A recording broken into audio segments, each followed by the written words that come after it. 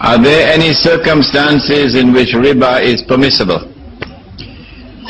Allah subhanahu wa ta'ala has given in the Quran the principle of darura,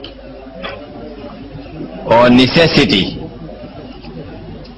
that when a situation arises which qualifies as darura, then it is permissible for a Muslim to eat lahmul khinzir, pork, in order to stay alive. Therefore, insofar as the prohibition of riba is concerned, where a Muslim is faced with a situation where there is no way out for him, none whatsoever, he can apply the principle of darura. But if there is a way out for him, if he can leave Sydney and go to Melbourne and get food is available there. He cannot eat pork in Sydney. No. It is when he can't go anywhere to get food. Nowhere. Only then he'll have to eat the pork. So if there's any place on Allah's earth where you can go and avoid being in riba, directly in riba, of course the dust you cannot escape from, then it is obligatory upon a Muslim, before he employs the principle of darura, to try to find some place on Allah's earth where he can live with his religion. The Prophet said, alayhi salatu wasalam, the time will come when a man would have to flee to the mountainside to save his deen and take some sheep and goats with him. In Surah An-Nisa, there's an ayah. The angels have taken the souls of a people who have committed sin against their own souls. And these people are being taken to Jahannam. And the angels pause and they ask, Fima kuntum? What happened to you that you landed in this mess and you're heading for Jahannam? These people reply and they said, well, we had no alternative. There was no way out for us. Kunna mustad'afina fil ard. We were helpless. There was no way out. To which the angels respond and they say, Alam takun ardullahi wasi'a fatuhajiru fiha. Was Allah's earth not wide, that you could have traveled on Allah's earth to find a place where you would be able to preserve your deen? It is only when that option is also closed to you. You cannot even go to the mountains with some sheep and goat. Nowhere can you escape. Only then can you enforce the principle of necessity. This is not like food. Food, without food, for 24 hours, 48 hours, you become helpless. There, if you have no food and you're dying, then you can eat the pork. Any other questions? Yes. If the person, if the person used to be a Christian or came from some other religious background and they bought a flat or a house of such sort, and then they became Muslim, what's the best thing they should do? Whether you were a Christian or whether you were a Muslim and you bought the flat or the house, Allah says, فَمَنْ جَاءَهُ مَوْعِظَةٌ مِّن رَبِّهِ فَانْتَهَى. Whosoever, having now received the guidance and the warning tonight in this masjid, فَانْتَهَى, they now make the intention to get out of that riba. And having made the intention, you now proceed with full speed ahead to try to get out. فَلَهُ مَا سَلَفَ وَأَمْرُهُ إِلَى اللَّهِ. If you had made any gains, any profits through riba in the past, you're not required to give it up. The Islamic State will not come after you for that. And your case is now transferred to Allah's court.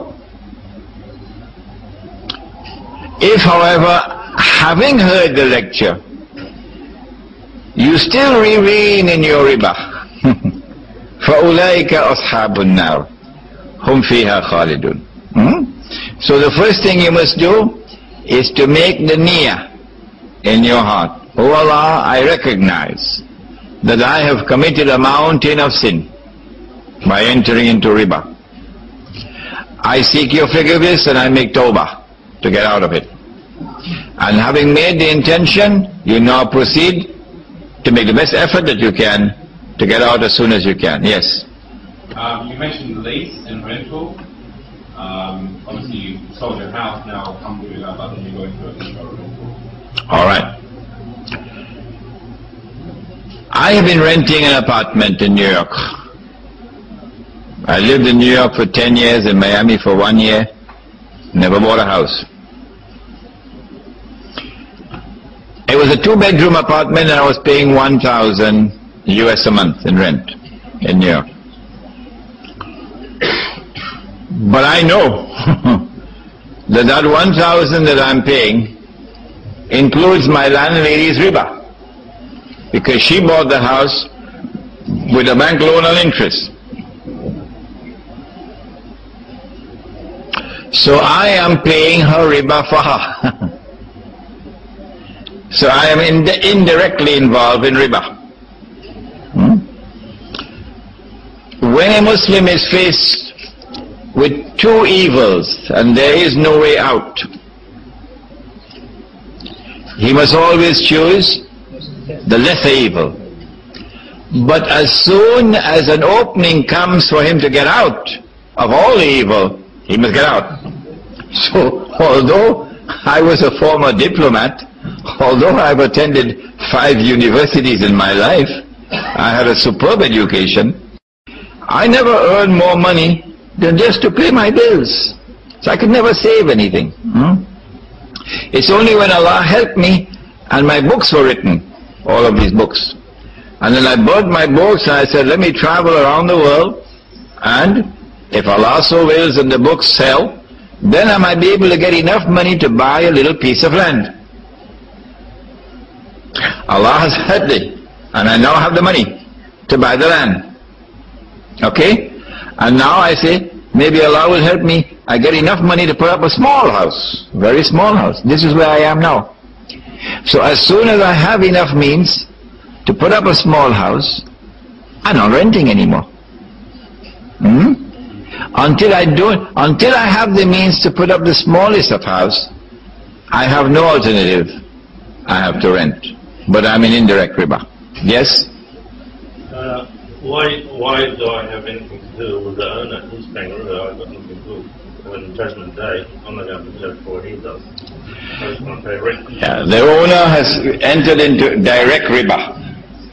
So the owner will have to answer for that contract with the bank. Okay? But I must not close my eyes to the fact that I am not paying the market rental value. If the economy was not based on riba, the rent that I would be paying would maybe $600 or $700 a month. But because the house was bought with a bank loan on interest, the market rental value has gone up. You see?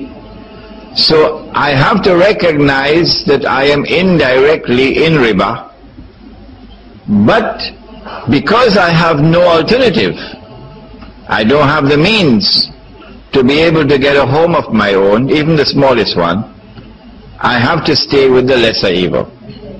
But as soon as I get the smallest home, I get out of even the lesser evil, and I have no riba. Yes. The question is, in a business transaction you have the possibility of a profit or a loss. In a riba transaction there is no possibility of a loss. What I could have done was to say, not only is the bank immunized from loss, but the bank also minimizes to the minimum extent possible the possibility of a loss. So you have to bring collateral. You have to sign a mortgage. So that in the event that you default on your contract with the bank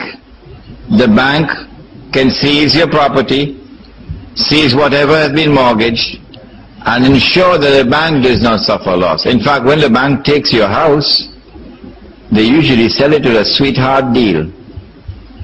So your bank does not care to sell your house at the market value of the house. And you have to pay the bank whatever is outstanding on the loan, even for the future that you're not using. Even that has to be paid. And then if there's anything left, that you'll get. Yes? I think you better use the microphone so that everybody can hear. Is it halal to buy and sell shares in a stock market? At the back of my book on the prohibition of riba in the Quran and Sunnah, the big book, you will see a section in which there are questions and answers. The popularly asked questions. Among them is this question, so you'll see my answer there in that section of the book. A stock market in an economy which is not based on riba is a halal institution. In Islam we have a transaction which is called mudaraba. Excuse me. I have capital, I would like to invest it. You have a business. You manufacture carpets. You import carpets from Iran. You have a shipment of carpets coming for which you have to pay $100,000. Instead of going to the bank to borrow the $100,000 to pay, okay? I say to you, I will invest in your business insofar as this shipment is concerned. So I give you the capital, but I am not involved in the business itself. You are in charge of the business. When the carpets arrive, if they are sold, and we make a profit from that, I share with you in the profit. That's called mudaraba. This is about the same principle involved in the stock market, that a business has a certain value and you divide that value into parts and you buy now a part of the business. If the business makes a profit, then you get a share in the profit. The business suffers a loss, you share in the loss. By investing, by buying shares in this company, you are not yourself involved in running the company. You have a shareholders meeting, yes, in which you adopt policies and so on. But you're not involved in the direct running of the business. But when the stock market is not operating free from riba or free from haram, then we have problems. I'm buying shares in Microsoft, and Microsoft is producing computers and software and so on, and there's nothing haram in this, okay? Alright, if we make an examination of all the products and we find there's nothing haram in it, we have to ask ourselves now, is Microsoft borrowing and lending money on interest? If Microsoft is itself borrowing and lending money on interest, then it will be haram for me to invest in Microsoft. If you can find any company in the stock market which is not borrowing or lending on interest, you better look at it very carefully, because it's not going to last for long. Oh no, you're not supposed to exist. They will destroy you as soon as they know that you are a company not borrowing and lending on interest.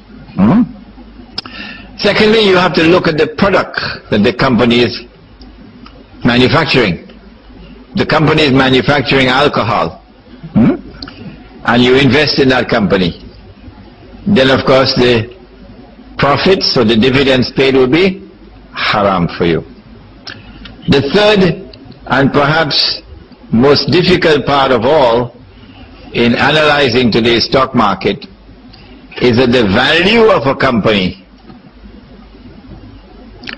and therefore the value of its shares, is subject to speculative attacks.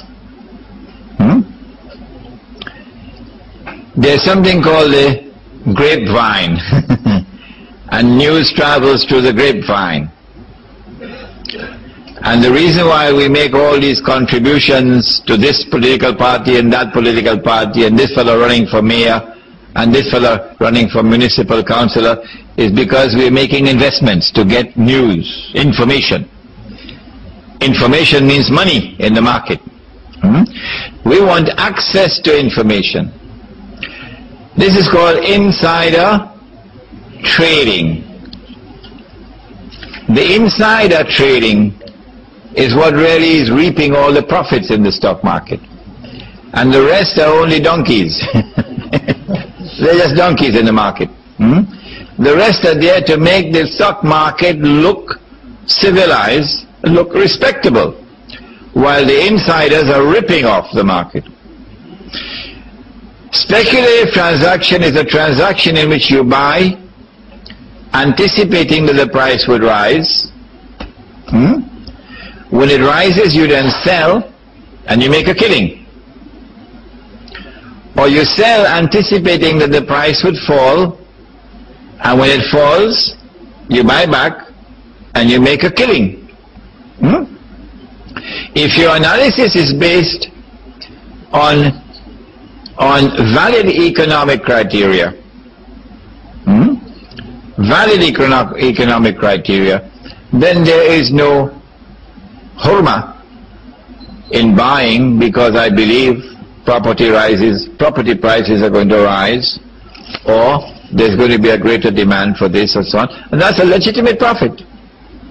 But when you're purely speculating, it now becomes a cousin of gambling, and that unfortunately is the stock market today and the currency market today. It is a big Las Vegas all around the world. Okay, I'm sorry this answer had to take so long. You have a question? MashaAllah, come on. How can it be possible that gold $35 They fix the price themselves, the US government. They fix the price at $35. In fact, if we want to be more specific with the answer, I'll have to tell you that the US government has no control over the money. It is something called the Federal Reserve. They're the ones who fix the price. They fix the price of gold at 35. But then, between 1944, when Bretton Woods was concluded, to 1973, the price moved from 35 to 40. Guess what happened in 1973? The war. The Ramadan War, also known as Yom Kippur War. And then King Faisal, rahimahullah, imposed the oil boycott. That was before some of you were born, Oil boycott on the United States. When Uncle Sam was slapped with his oil boycott, guess what happened to the US dollar? It collapsed by 400%. It was 40 and it became 160, which is a very plain and clear indication of the vulnerability of the US dollar. The second instance was in January 1980, after the Iranian Revolution. In fact, we know the exact date. It was the 15th of January 1980, when the market was afraid that the Iranian Revolution might be exported into the Gulf. And the US dollar fell to 850 US dollars to 1 ounce of gold, indicating the vulnerability of the US dollar.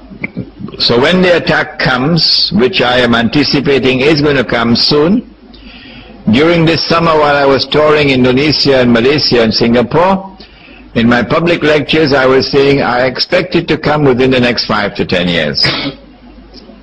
But after September the 11th, I think I have to expect it even earlier than that. Is it permissible for a Muslim to inherit from a non-Muslim? Why? Because the Muslim, if he is to pay even minimum attention to the concept of purity,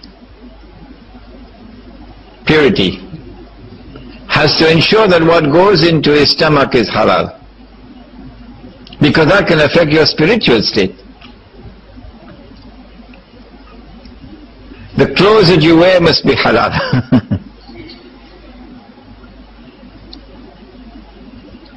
The non-Muslim may not be earning halal. He does not have Allah's law by which he can determine what is halal and what is haram. If you inherit from him, the first and the most dangerous possibility, therefore, is that you may be inheriting that which is haram and consuming that which is haram. If it is not permissible to inherit from a non-Muslim, how can it be permissible to accept charity from a non-Muslim?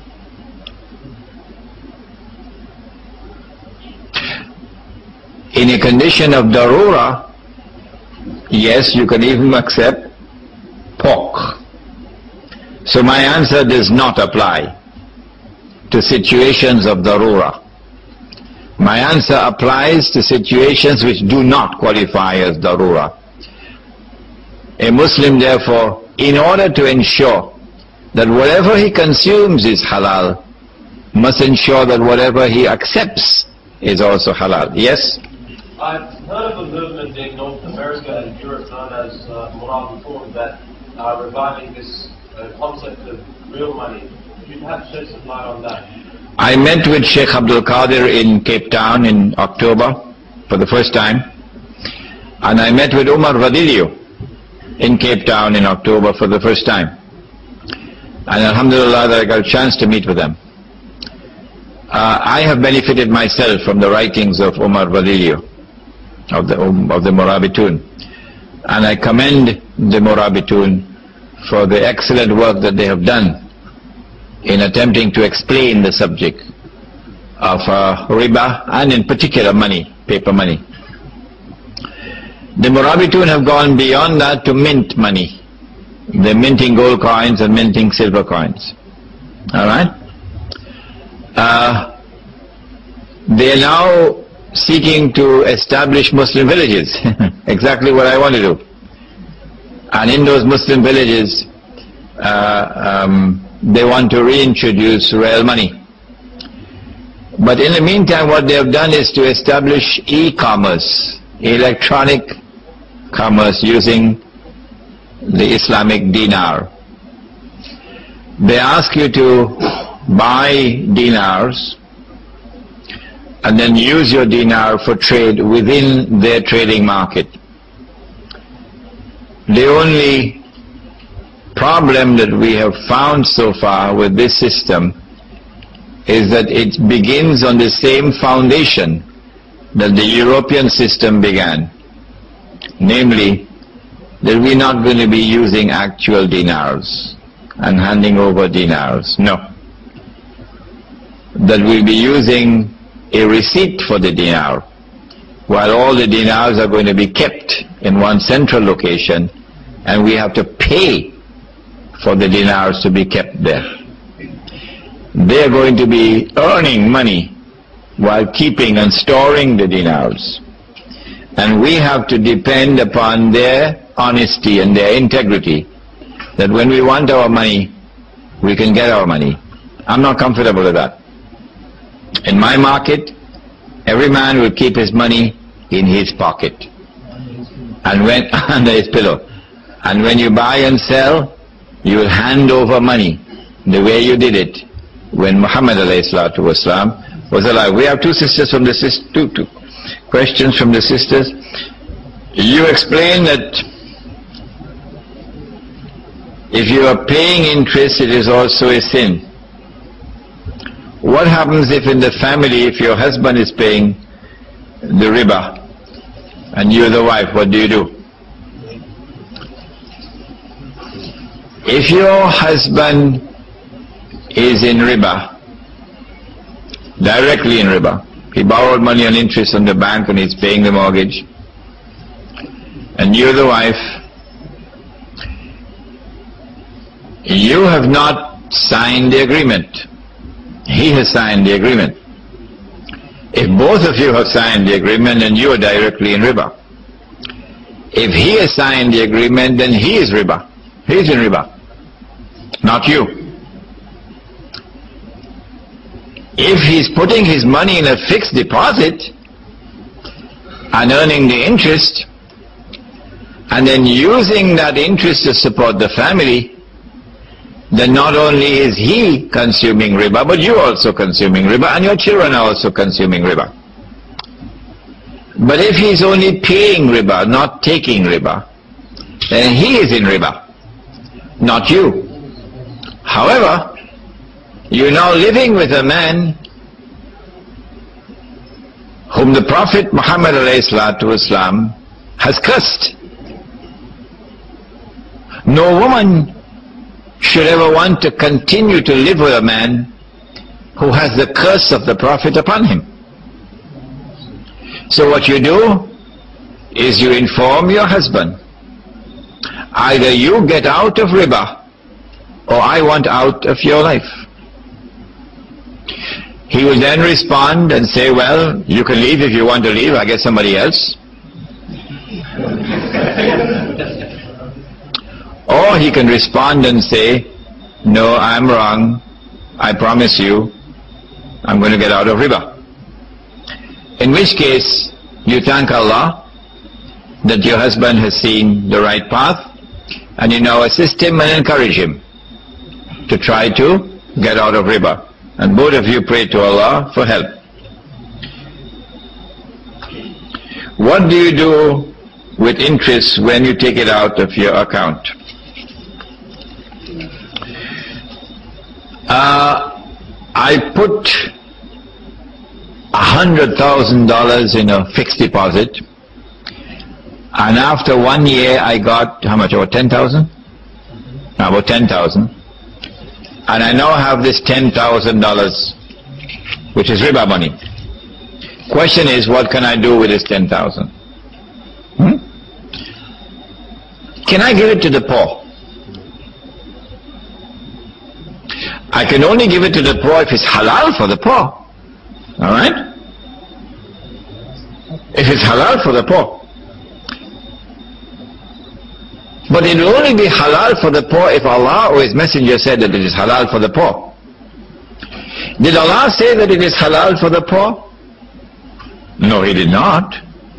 Did the Prophet ﷺ say that it is halal for the poor? No, he did not. So if I give it to the poor, I'm putting fire in their belly. When that poor man takes this riba money and consumes it, he has riba in his belly. If I don't tell him that it is riba money, then there's an even bigger sin on my part. So I can't give it in charity to others, because haram for them. Can I give it to a Jew? Can I give it to a Christian? To make weapon against us? Can I give it to a Buddhist? When Allah sent down the Quran, did He send it only to Muslims, or did He send it to all of mankind? Ya ayyuhan nas, Ya ayyuhan nas, inni Rasulullahi ilaykum jami'ah. O mankind, I am the messenger of Allah sent to all of you, all of mankind. So the prohibition of riba applies to all of mankind. Well, and if I can't give it to anybody else, what can I do with it? I cannot keep it myself, I cannot give it to others. And I don't have a chance to meet with the jinn. So, what do I do with it? I'll tell you what I would do with it. I will invite all my family members, particularly the young ones. Particularly young ones. And I'll give them a lesson they will take with them all through their lives. I will first tell them very simply the story about riba, and then I'll tell them about this money. And I prefer to do it in the night time when it's dark. Yeah. Then I say, all right, children, sit down. These are $10,000 here. See what Abba is going to do with this. I then get some matches, put some kerosene, and I burn it. These children and these family members will have this etched in their hearts until the last day. They will never, never, never forget that day when Abba burnt the money before their very eyes. The only one who won't be able to sleep that night is the banker. The banker. I don't think that there's any prohibition against auctioning, except that the Prophet said, he cursed the one who is planted there to bid up the price. He is not himself interested in buying the article. He only wants to bid up the price. So he's planted there to bid up the price. The Prophet cursed him. Once you don't have that, I'm not aware of any prohibition against auctioning. What else? Bargaining. Bargaining. لا تأكلوا أموالكم بينكم بالباطل إلا أن تكون تجارة عن تراض منكم.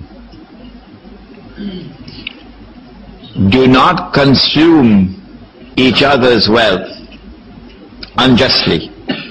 Rather, conduct business in such a way that there would be mutual satisfaction. So when bargaining, bargaining should be conducted in such a way that at the end of the transaction, you arrive at a price with which he is happy and you are happy. My motor car needs to be repaired. So I go to your garage and you fix a price for me, and I bargain with you and I said, okay, we now arrive at a price, and then you fix the car and I pay you and I go home and I'm happy with the job that's done. Because this is a transaction in which you are happy and I am happy. When my motor car needs to be repaired in the future, I'm coming back to you. Even if I leave this district and I go to live 50 miles away, I still want to come back to you with my motor car.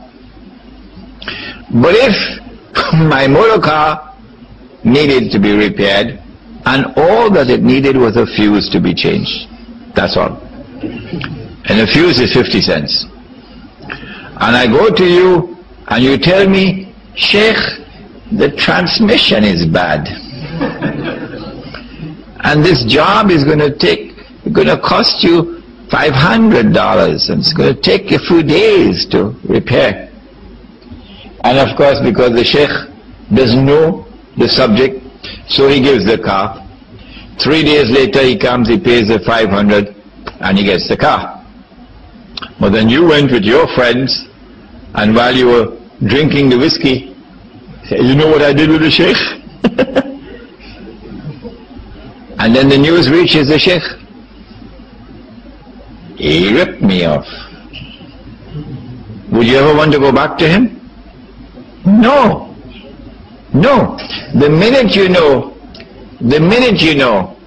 that this was a transaction in which you were deceived, you were ripped off, you would never want to do business with that man again. Never. You wouldn't even want to shake hands with him again. So the principle involved in bargaining, the principle involved in setting a price, is that there should be mutual satisfaction. Islam has not fixed any price, no. But Islam has fixed a norm of mutual satisfaction. Shall we have one more question? Is that in reference to Muslim dealing or the market does not recognize a Muslim from a non-Muslim. The market does not give to a Muslim any special privileges to which a non-Muslim is denied. If a Hindu is in the market, the Hindu can make more money and the Muslim may make less money. So far as market price is concerned, and so far as business transactions are concerned, the market does not discriminate between a Muslim and a non-Muslim. All that Islam does is to establish and to sustain a free and a fair market. Whether you're Hindu or Muslim or Jewish or Buddhist, you go into the market like anybody else. And if Allah chooses to give you a profit, you get a profit. If Allah chooses to give you a loss, you suffer a loss. Listen, we have a lot of questions. Let's take 1, 2, 3, and we end. Okay? And the Sheikh. And 3 more and we end, okay? It's 11:15. The Sheikh, we have here in Australia, majority of Muslims, they're living on social security, and their income very low, and they pay rent. Most of them pay rent. A rent maybe weekly $200, and they pay rate for all life if they don't take any money from bank or from other men, but this man want money only by interest. But they pay rent to men who build. He is Jewish. He built the building and he built the flats, and they pay it to him. And this rent never be their money again. But if they, from same Jews, take the interest and the loan, the flat one day will be their flat. I think, but Allah, those people enforced to do this by kings from Islamic states, because they put their money in the America, in the Western banks, and if they doing Islamically, or Muslim will be benefit from this, will benefit from the back. Now, I think these people, we can put him on the stage of the situation of the ruling. Then now in this state, as minority, but poor people, when they come from without anything in this country, and they pay this, and the rent never will pay their money. But the flat will be sometime there, and they will survive their children and give this to their children to inherit this flat with our interest. And this situation really for Muslims in an Islamic state very, very hard. But Allah subhanahu wa ta'ala is not better than us. Alright, the Sheikh has not asked a question. The Sheikh has differed with me in the opinion which I have expressed. Alright? I never came here to try to convince anyone or to stop anyone from borrowing money and interest to buy a flat. No. Allah has not given to me this job. If anybody wants to borrow money and interest to buy a flat and use whatever reasoning or argument he wants to use, He has the freedom to do so. What I have done is recorded in my book. What I have done is to teach the subject and explain to you the subject to the best of my ability. Having done that, it is now for you to decide whether you want to accept the explanation I have given, and if you have accepted this explanation, to then act upon it.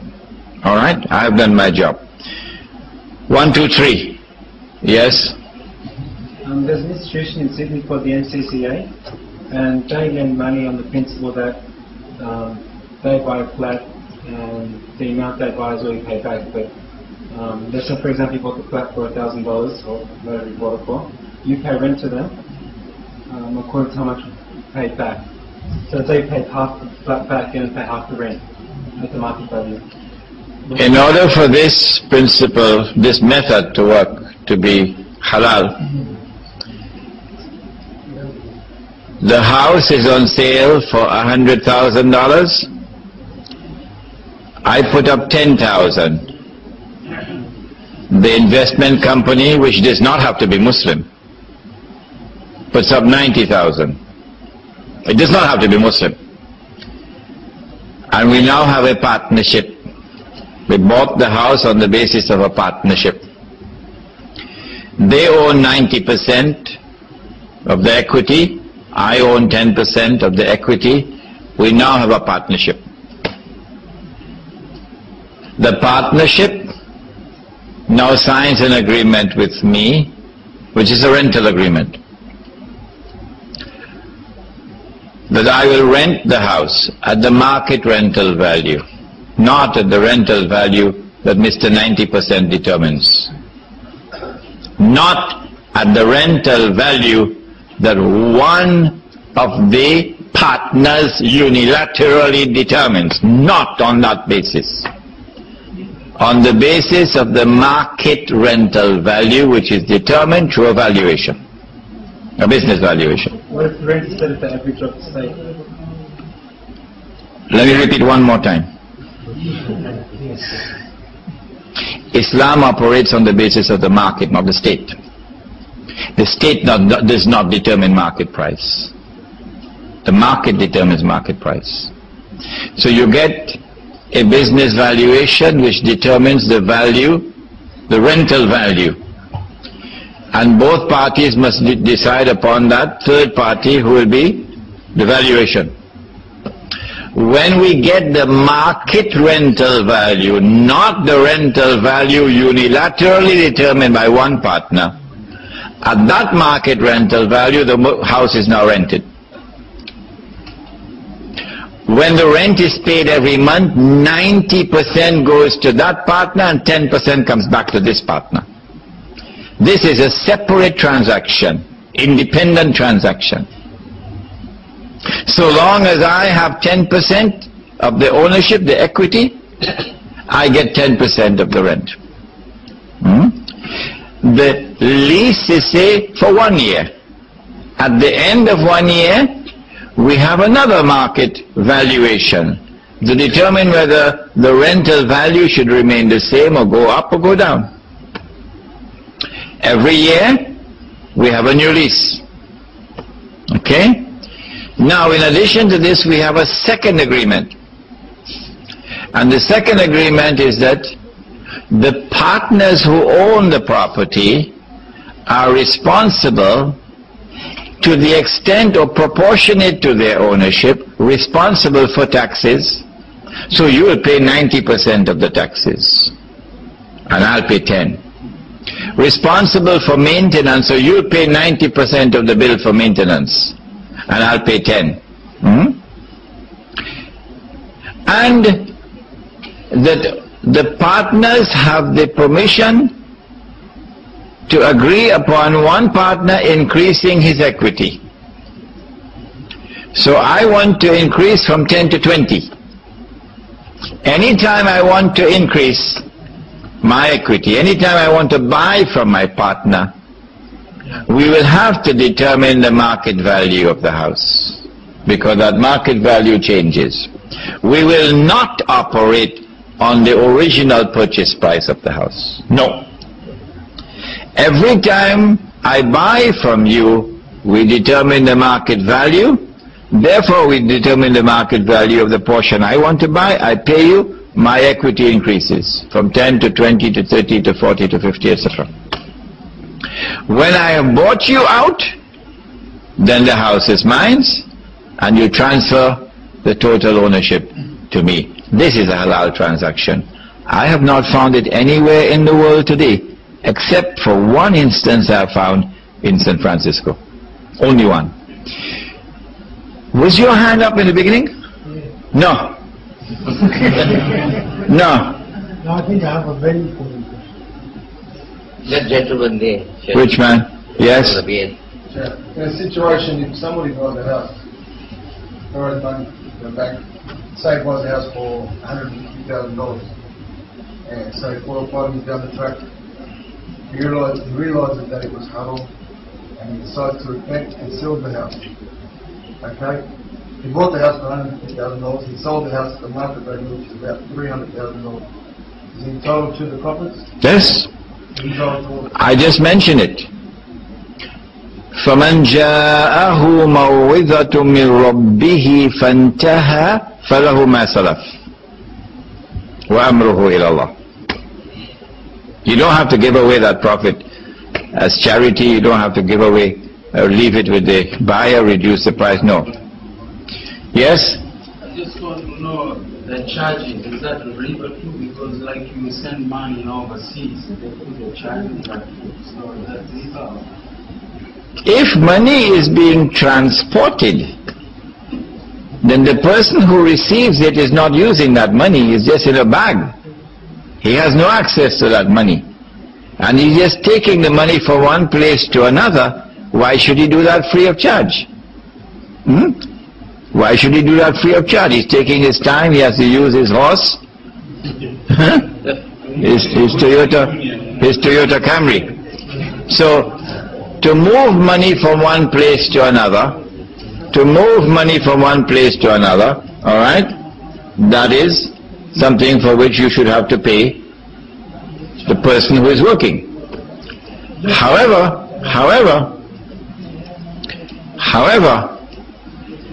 what we have today is not the movement of money, but the movement of paper and the movement of electronic money. Alright?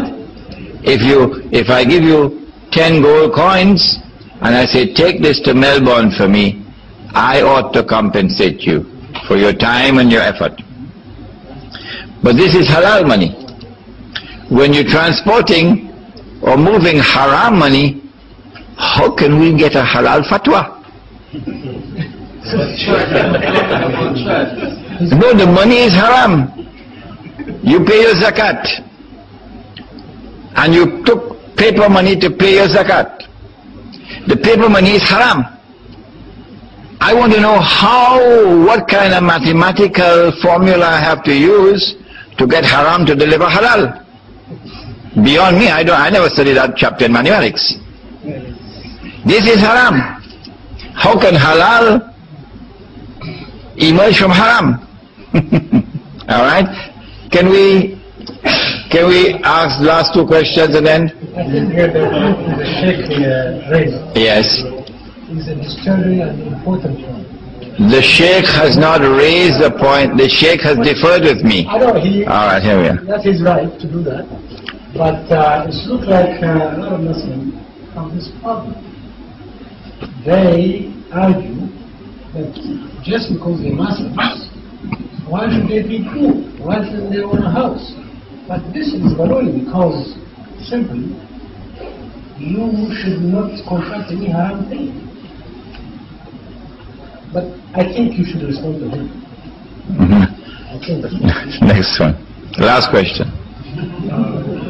Thanks for giving the opportunity to ask this question. From a Christian's base, we know that the slavery system existed in Islamic society.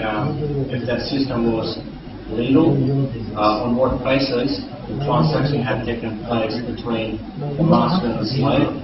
Because I'm not very sure about this topic. And if you think today's the right time for the Come here, microphone.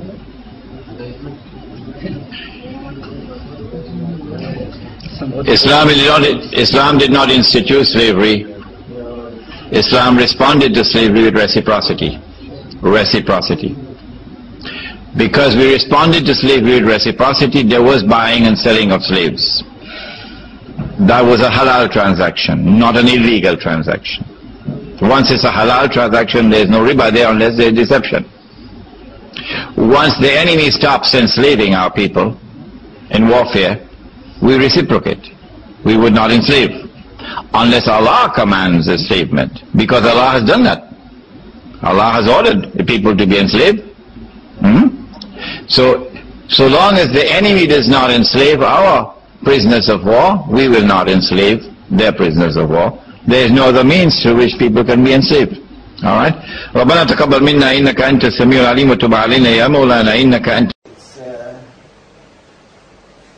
time for questions. If you have any questions in English or in Indonesian. Let me answer his question. Oh yes. The bank, you take a mortgage with the bank and then there's an insurance policy attached to it to ensure that your money is not lost. Insurance is the sister of riba.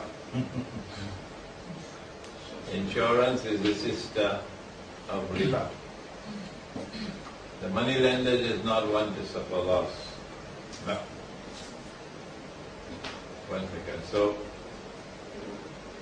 that's why he lends money on interest. But Allah can still take from him through other means. He owns a warehouse, and the warehouse is worth 5,000 million rupiah. And a fire comes and consumes the whole warehouse and it's all reduced to zero. But he wants to get back his money. How to get back that 5,000 million rupiah worth of a warehouse? Answer, you have to create something called insurance. And you take the 5,000 million from all the donkeys out there and give it back to me. And I'll pay a certain price for it, but I'll get it back. Insurance, 9 times out of 10 benefits the rich, and less than 1 time out of 10 benefit the rest. Islam has its own insurance. Our insurance is the Jama'ah. That if your house is burnt down in fire and you have no shelter, the whole Jama'ah will come together to try to offer you the minimum that you need for maintenance, for basic needs. And this is the institution of zakat. Zakat. So our insurance company is zakat. Zakat will not replace what you lost. No. Allah took it away from you. Why should we return it to you? But zakat will ensure that you have the basic necessities of life. So we do not insure. Rather, we ensure, not insure, we ensure that the Jama'ah will provide to you, if you suffer loss, the Jama'ah will provide for you your basic necessities. That is insurance in Islam. Any questions? Sheikh, 3 quick questions for me. You said that riba is constituted of 70 parts. Is this an open interpretation that will coming up till now? And my second question is regarding the Quran. The Hadith does not identify the 70. Okay. No. It does not say that there are 70 forms or 70 kinds of riba. No. It's that if you divide riba into 70 parts, okay, then the smallest part not the smallest kind. The smallest part would be equivalent to a man marrying his own mother. So don't look for what are the names of all the 70. Yes. I'm not looking for the other name, but the other form of riba. No, don't look for the other forms. Don't also? Don't look for the other kinds. Okay. It is like taking a bowl of sugar and dividing it into 70 different parts. Okay. Yeah. Okay. My second question regarding the banking system that is prevalent in this world. I imagine that if the banking system in the world is riba, it means that we don't have any transaction. It is personal transaction, or rather not institution transaction that institutionalized by the bank, whether it's personal, like old days. Whatever be the transaction, whether it be a banking transaction or a non-banking transaction, once you use the paper money, it's haram. Okay? Good. When you leave interpersonal transactions and you go to the bank, you have another form of riba in the bank. This one is the use of the paper money, which is the vehicle of rip-off, this one, and that's riba. But the bank now is a vehicle for the accelerated accumulation of wealth by the wealthy. Because the bank not only lends you money on interest, but more than that. If I have 50,000 rupiah in my pocket, and people come to me to borrow money from me, what is the maximum I can lend? 50,000. Huh? Unless I'm a bank.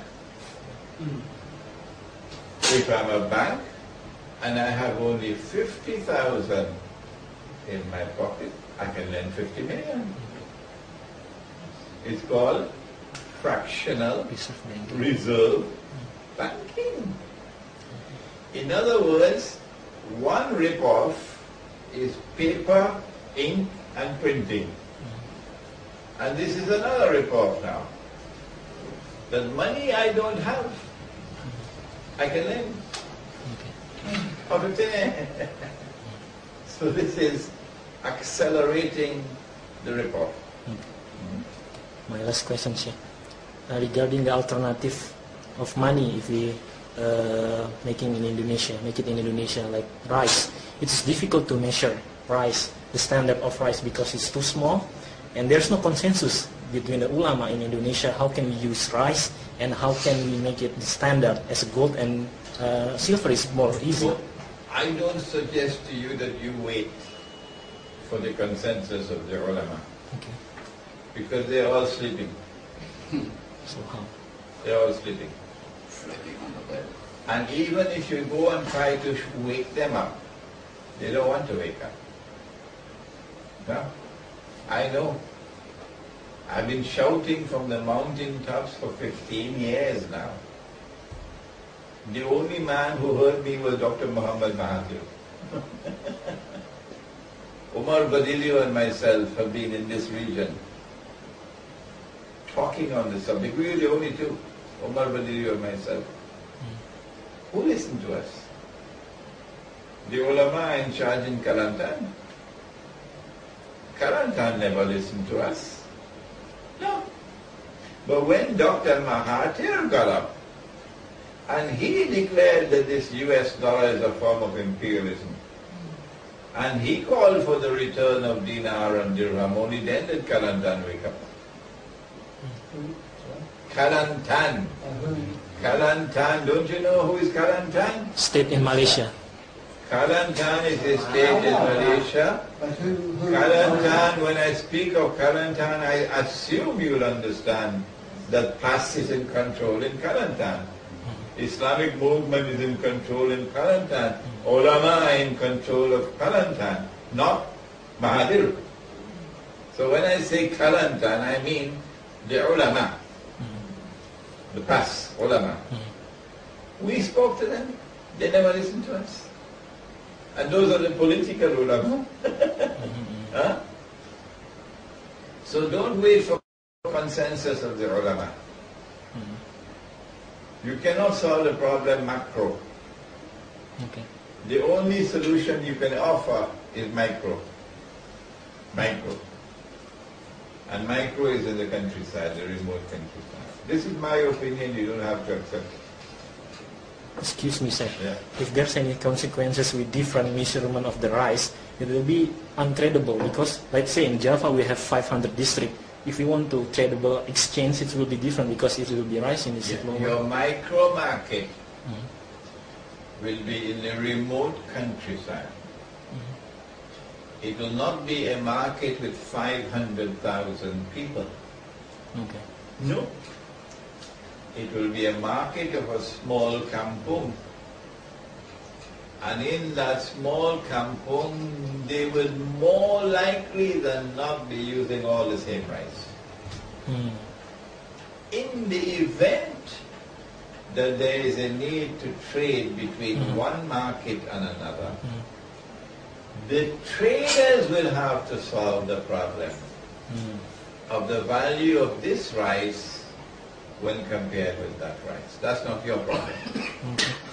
The ones who buy and sell, they will solve those problems. You don't have to solve those problems for them. Yeah. Any more questions? Or shall we go and have a cup of hot tea here? Yes, sir. If we want to complete the application of all the regulation about Quran, the world must be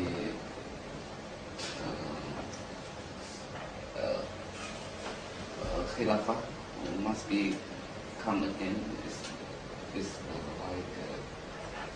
like Muhammad and Khilafah Rashidin. Because if Indonesia is still democracy system of the country, the Muslim country dibuat kecil-kecil, get the heritage, cannot use all the Islamic regulation for all to end our life in the context. Because in Indonesia still the education system, it is very difficult for use it's like dirham or dirham like this. What you've done is to introduce the political analysis that is connected with the monetary analysis now. Yeah. Namely that your government system, your political system has an impact or relationship with your monetary system. And our political system, of course, is not secular democracy. Our political system is called the Khilafah. And while Indonesia, more than most other Muslim communities around the world, is longing for the restoration of Khilafah, Indonesia, the fact is that Khilafah cannot be restored so long as the Zionist Judeo-Christian alliance hold power in the world. They won't allow it.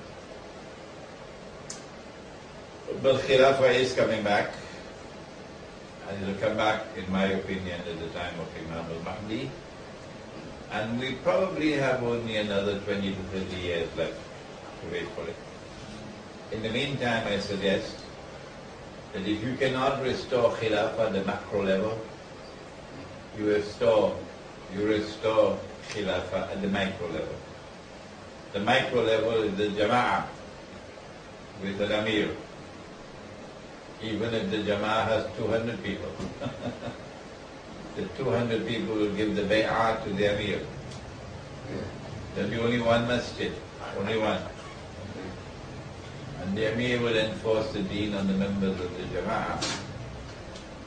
The Amir will ensure that in this market you only use dinar and dirham. This is how the political system supports the economic system. Okay, I think we've had enough for today. Yes. One more question.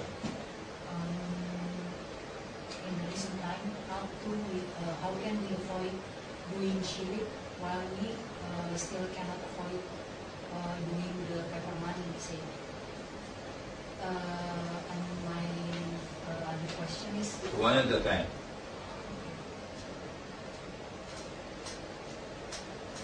The best answer I can give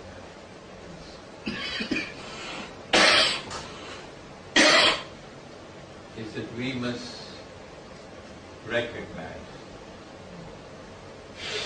and accept that if we cannot solve the problem with the solution that I have just given, namely to withdraw from the cities and go to the countryside and build kampung, and in that kampung have a micro market, and in that micro market you prohibit the use of the paper money. And of course electronic money can't work out there because you can't even use a cell phone. And in that market you bring back the sunnah money. If that is not possible, then the only other road open to escape from shirk is the one given by the hadith. The Prophet said that the time will come when a man, in order to preserve his deen, will have to flee to the mountain sides where rain falls and take with him some sheep and goats. If we remain where we are, we remain in shirk. And if we die with the shirk, we go into the hellfire. So while still there is life, there is an opportunity. I should be over there rather than here. My choice is to be over there in the remote countryside, not here. I sacrifice that to go around the world to teach you. And in doing so, I take a risk that if I were to die while I am traveling, I go into hellfire. Yeah, because there is no forgiveness for sure. So I am taking this great risk knowingly, so that I can come and teach you. But as soon as I finish, you're not going to see me again, inshallah. As soon as I finish my travels, I want to head for the remote countryside. You won't be able to contact me by email. You won't be able to call me on the phone. But at least I won't be using the paper money. Okay? That's the last question. That's enough? What is the time? Oh yeah, the next question. Comparing to dinar, which one better, dinar or pure gold? We in Indonesia usually buy pure gold. The sunnah is a coin. Whether the coin is circular, or the coin is square, or the coin is oblong, once it's recognized in the market as a coin, that's a sunnah. Okay? Normally, the coin will have a certain stamp on it, which will identify who it is who issued the coin. So once it has that stamp on it, it is supposed to have a certain weight and a certain purity. And if it is found to have less than that weight, you'll be arrested. The market police will arrest you and question you, where did you get this coin? Because it is haram to chip the coin to make it less in weight. And it is haram to dilute the coin with an alloy to make it less in purity. So you will have market police who monitor the use of coins in the market. But in a tiny village, we wouldn't have that. So it will be the traders, the people in the market themselves, who will have to get the knowledge of how to assess the value of coins. Sorry, because dinar in Indonesia is only 22 carats of gold, but pure gold is 24 carats. The market will have people buying and selling. Those people who are buying and selling would know that this coin has this purity and that one has that purity. So they will, because it's a small market, so they will have the ability to calculate value. Okay? This is the value of this coin, this is the value of that coin. We don't have to do that. Please keep sitting while the sisters are doing the purchases. If you have any questions, send the questions up.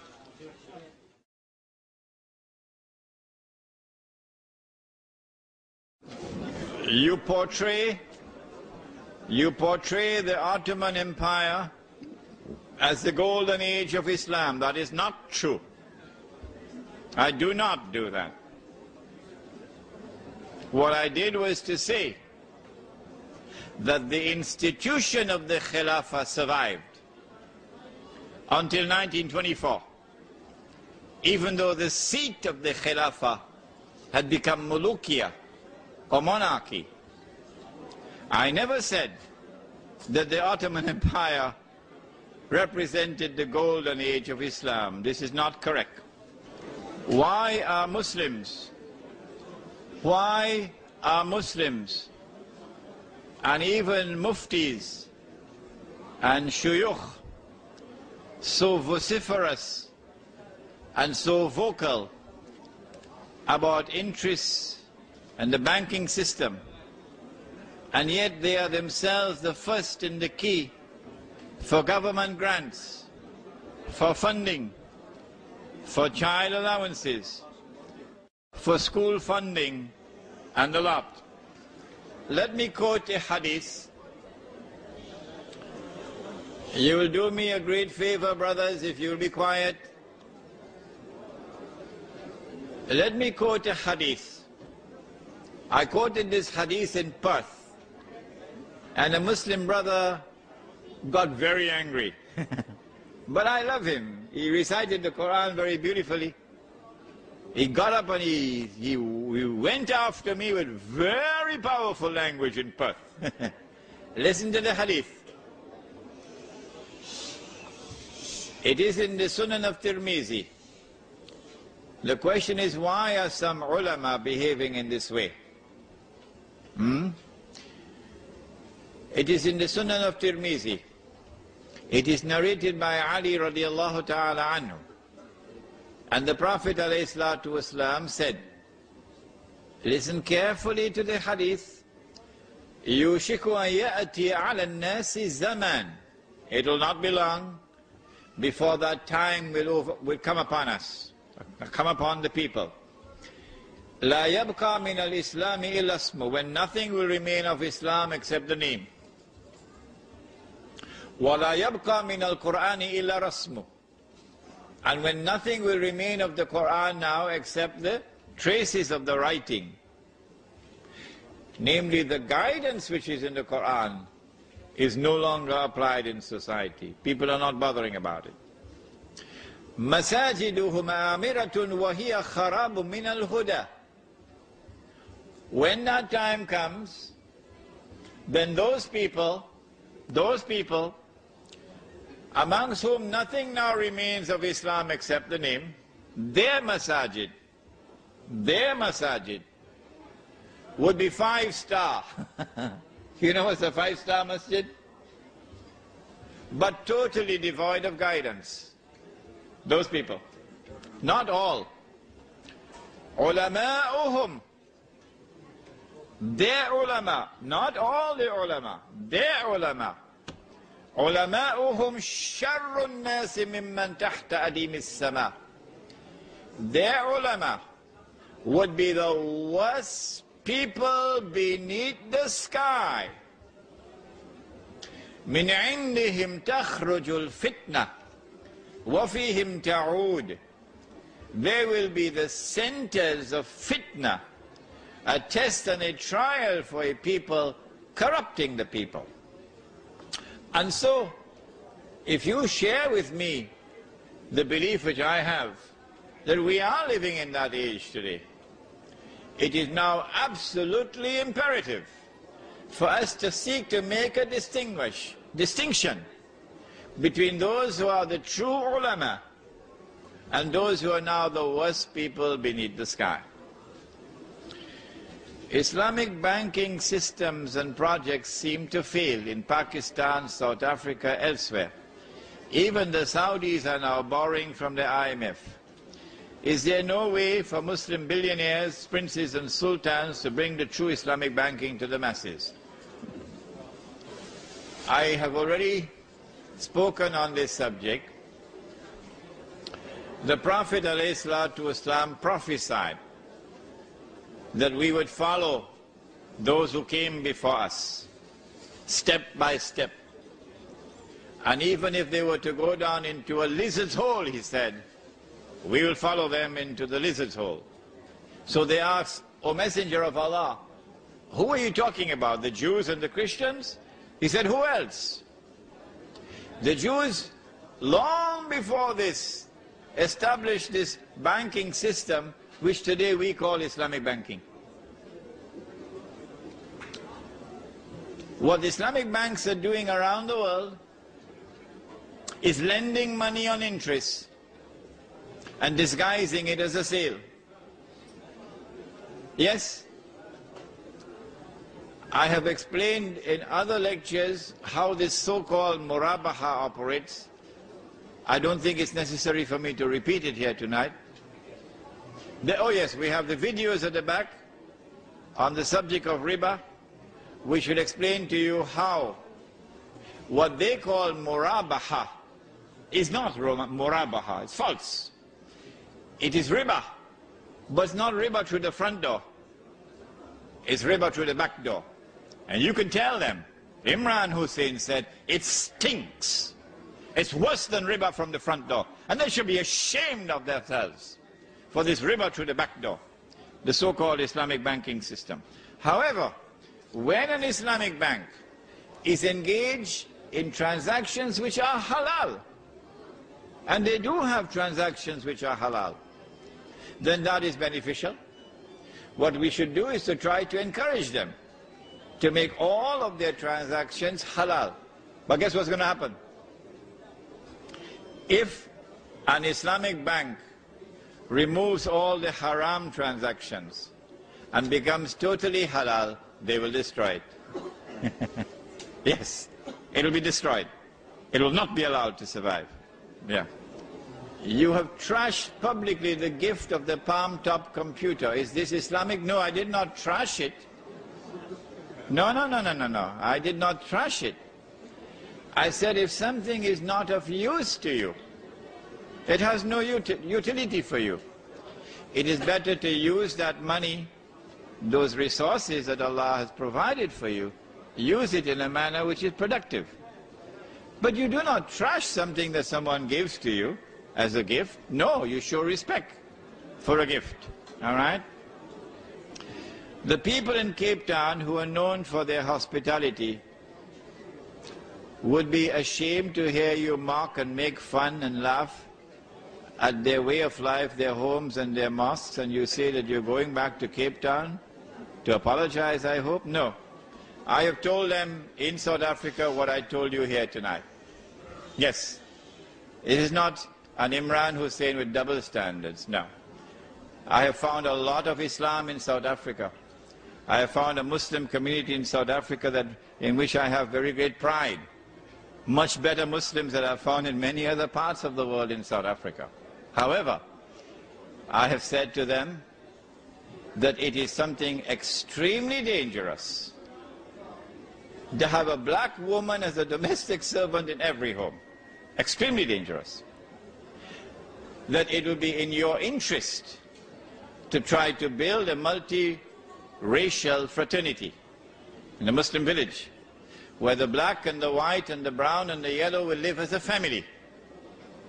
And the South African Muslim community has responded positively to that. And there are many now who are actively trying to establish the Muslim village in South Africa, which would bring all the races together as one family. If this is not done, then there is very grave danger awaiting the Muslim community in South Africa. Can we restore the Sunnah money individually in our daily businesses? My opinion is no. What can we do right now about using Sunnah money in today's society? The only answer that I have is that you cannot do it at the macro level. The only possible response that can succeed is the micro level, and that is the Muslim village with the Muslim market. This is the only response I'm capable of. But if now that you have been taught the subject, if you have a better response, please share it with me in an email.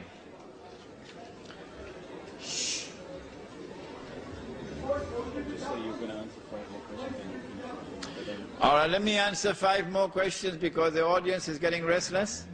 5 more, okay? Should we go to the Muslim country to live in the hope of preserving our deen? If so, which country? If you go back to Pakistan and you go to the cities of Pakistan, you find the same thing that you find in Sydney, no different. Same thing that you find in Manhattan, no different, okay? Because all the cities around the world today are all becoming the same. Centers of godlessness. If you go out of Sydney or out of Karachi and look for land where land is cheap and where there's water, and you don't go as one individual but you go as a group, where there's water, and you don't go as one individual but you go as a group, say 100 families, and you start a village, over there you have a greater chance of preserving your deen. Okay, second question. Concerning paper money being haram, do we get a sin and die with the sin of riba? Because obviously at the moment we can't get out of it. Okay, the answer is located in the hadith of Sahih Bukhari. It is found in Sahih Bukhari 4 times. 4 times. Allah subhanahu wa ta'ala tells Adam alayhi salam, take out the people for Jahannam. Adam alayhi salam asks, how many are they, O Allah? Allah subhanahu wa ta'ala replies and he says, out of every 1,000, take 999 for the hellfire. 999 out of every 1,000 for the hellfire. The companions of the Prophet were dismayed. He said, Bushra lakum, good news for you. The one for Jannah will be from you. Namely, someone who follows the Quran and Sunnah. This is the only one who can survive. Do you think that the peace process will be successful, the Israeli-Palestinian peace process? No, the Prophet has spoken. The hadith is in Sahih Bukhari and Sahih Muslim. لَتُقَاتِلُنَّ الْيَهُودَ, that has already started. So there is no possibility of this jihad ending in any other way than victory for Islam. Should we start to buy gold now? Yes, yes, yes. If you have any savings, which you're not going to be using and investing immediately, do not keep it in paper and do not keep it in the bank. If you keep it in paper, then you can prepare to use it as wallpaper. If you keep it in the bank, they will know how much you have. But if you go and buy gold, like in South Africa they have the Kruger Rand. If you go and buy gold, which every Manhattan banker will do when he sees the system collapsing, then when the system collapses, you will not collapse with it. Could you please explain mudaraba and musharaka types of transaction? Where is it? The book.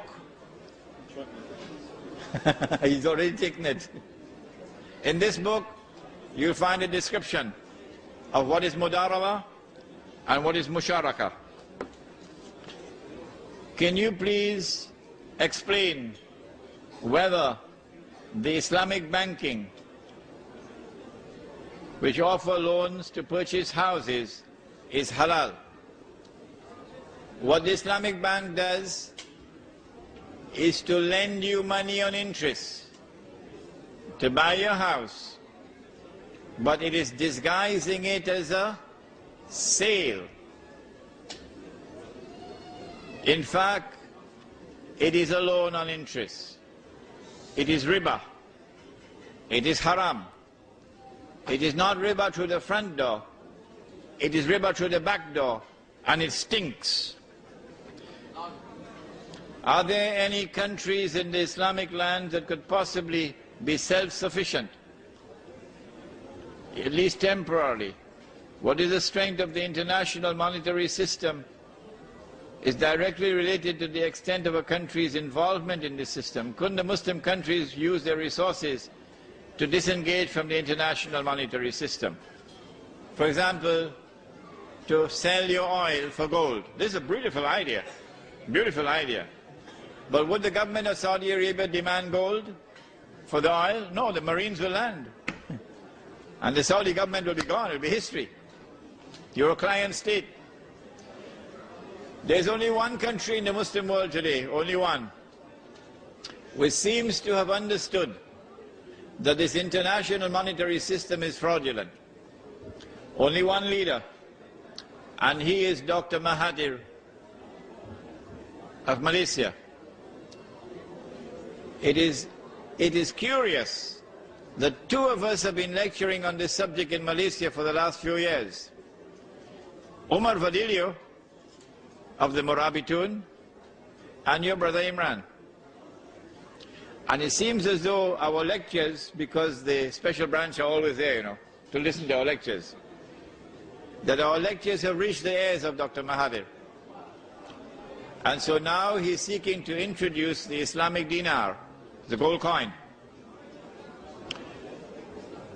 If Dr. Mahathir restricts himself to the use of the dinar only for international trade, the Jews may allow him to get away with it, because it will only be trade between a restricted number of countries and will not affect international trade really. But if Dr. Mahathir makes an effort to introduce gold and silver coins in the market as legal tender, I think they'll kill him. Where does inflation fit into all of this? When the value of paper falls, then prices rise. The rise in prices is called inflation. But the rise in prices does not occur for any other reason than the falling value of paper. When once we remove paper money and we replace it with sunnah money, which has intrinsic value, then there will be no more inflation. Shall we stop now?